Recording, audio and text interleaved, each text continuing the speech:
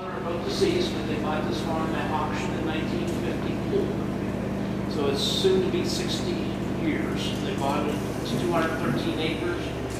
They had added another 100 acres. Bev and I have added other farms to be up to about the 800 acre vicinity. Now with about 1,200 acres of rental land. And over the 30 whatever years, 35 years since then, we have grown tomatoes and peppers and lots of muskmelons.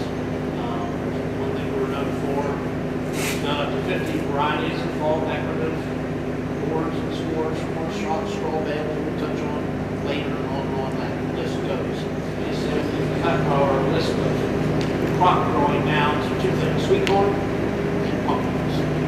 So those are the two items we want to touch a little bit on today.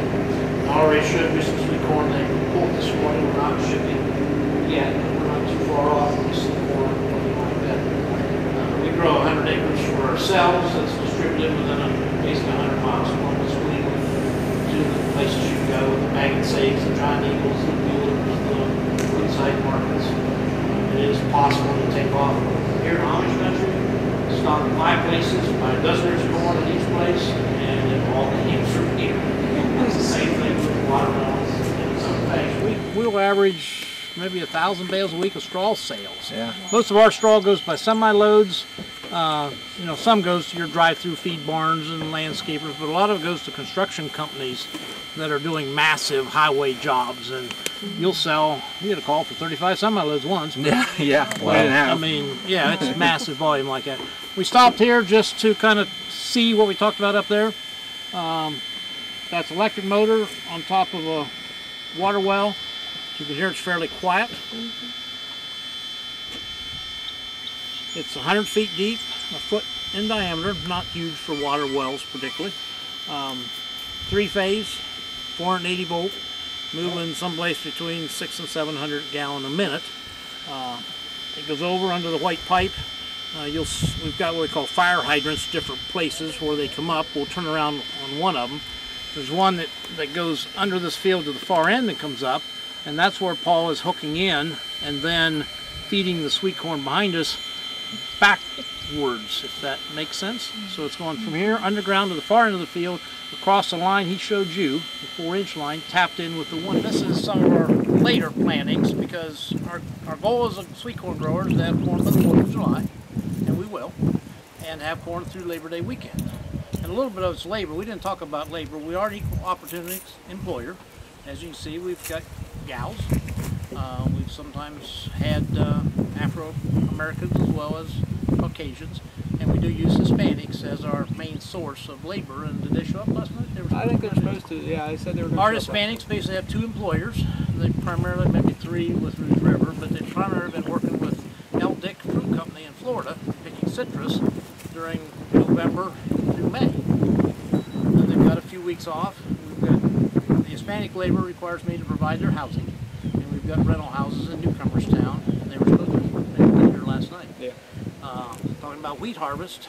Okay, start combining, start baling, 4,000 or 5,000 bales of straw a day, 7 days a week. You're not volunteering, Adrian. Hispanics love it. The higher in the barn, the hotter it is, the happier they are.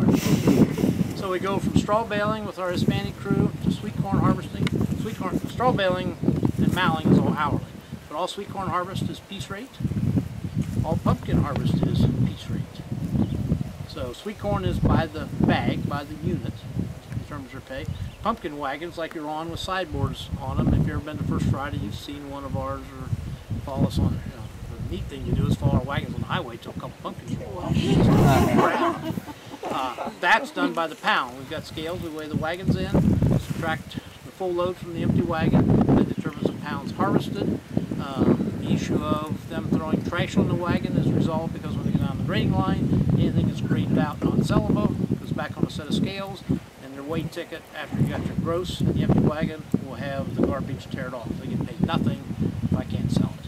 And that way it cleans up, only bringing good stuff up. So we didn't touch much on labor.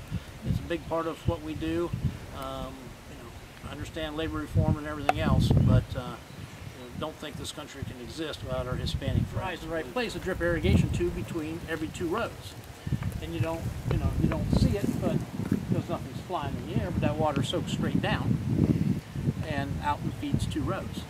And then of course at harvest we pull it out, it's trash at that point. There's some waste with that. This corn will be harvested in mid-August timeline. So once we start the 4th of July, it's our goal as a grower to have corn ready 7 days a week through Labor Day weekend. Because if dealers or bakers or whoever you're dealing with start shopping, buying here wholesale. Do you know off the top of your head how many gallon of water it is for an inch of rain? Yeah, it's 27,000 gallons of water. A semi-hauling fuel to a fuel tank's usually hauling about 6,000 gallons. So it takes 4 to 5 of those to put